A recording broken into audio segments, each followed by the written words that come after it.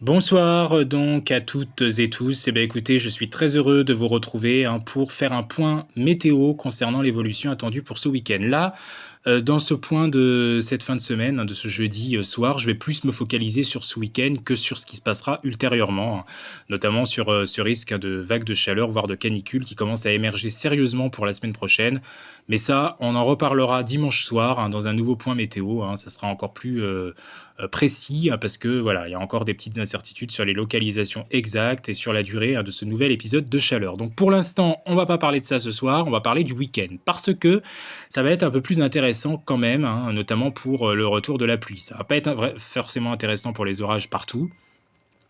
Mais en fait, ce qui va se passer, c'est que on le voit déjà samedi, on n'est plus vraiment sous influence anticyclonique. L'anticyclone se rétracte sur l'Atlantique, voilà, à pression très élevée, plus de 1030 hectopascales. On a toujours vraiment cet anticyclone atlantique qui nous lâche pas cet été. Il est vraiment très puissant sur l'océan, il est toujours proche de nous quand même. Mais voilà, là on a deux petits noyaux, là, 1010 ici sur la Charente-Maritime à peu près, et puis surtout celui-là. C'est surtout celui-là en Méditerranée qu'on va surveiller parce que c'est lui qui devrait activer une dégradation orageuse sur les régions de l'Est et surtout du Sud-Est pour la journée de samedi. En fait, ce sera surtout le Sud-Est qui sera concerné, le Sud d'une façon générale du territoire. Donc entre le Sud de la Nouvelle-Aquitaine notamment, l'Occitanie, une partie du Limousin, notamment là aussi le Sud du Limousin, l'Auvergne-Rhône-Alpes, le Languedoc-Roussillon, la région PACA et la Corse, avec ce risque d'orage.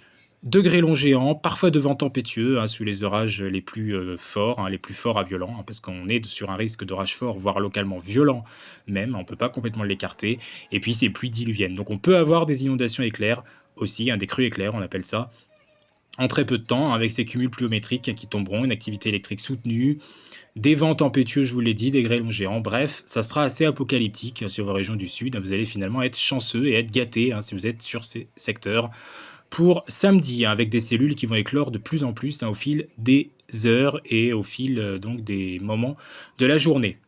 Alors notez que cette activité orageuse va battre son plein entre la fin d'après-midi et la nuit de samedi à dimanche, mais la nuit de samedi à dimanche, ça devrait surtout se décaler vers PACA et Corse, parce que justement, il y a un doute quand même sur PACA et Corse, encore, sur l'intensité de ces orages. Bon, a priori, quand même, ça sera là aussi assez prononcé, mais il y a un doute sur encore un peu leur force de ce côté-là, et à quelle heure réellement ils arriveront. Bon, d'après moi, je pense qu'ils arriveront quand même plus tôt, dans la nuit de samedi à dimanche, parce qu'ils finiront ensuite, de toute façon, par se décaler rapidement vers l'Italie. Et dimanche, dimanche, on aura une perturbation traditionnelle qui devrait passer sur la moitié nord. Donc c'est un peu chacun son tour finalement. Après un samedi qui aura été encore assez lumineux dans la moitié nord, dimanche, ça sera le retour de la pluie. Une vraie perturbation océanique cette fois-ci, dont on avait perdu l'habitude.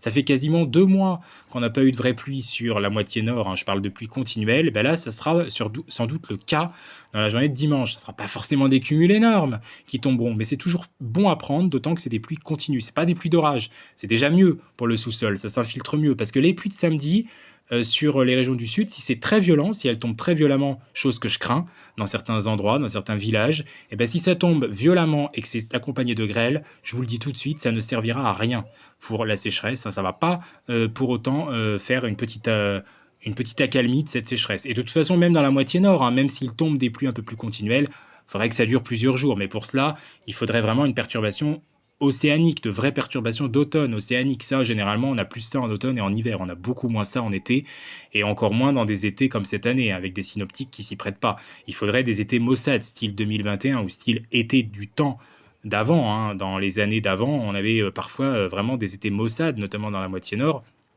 qui pouvaient donner ces vraies perturbations d'automne, même en plein cœur de l'été. Mais là, malheureusement, on a de moins en moins ce type de situation en été, donc il faut se contenter du peu qu'on a et attendre l'automne pour avoir des pluies qui seront enfin efficaces dans la moitié nord. En tout cas, il faut l'espérer. Toujours est-il quand même, et c'est important à dire, qu'avec les incendies qui se répandent, pas que sur le Var, parce que là, c'est vraiment toute la France cet été qui est en proie aux flammes, avec plus ou moins de degrés différents, bien sûr, suivant les secteurs, mais voilà, toute la France est à risque.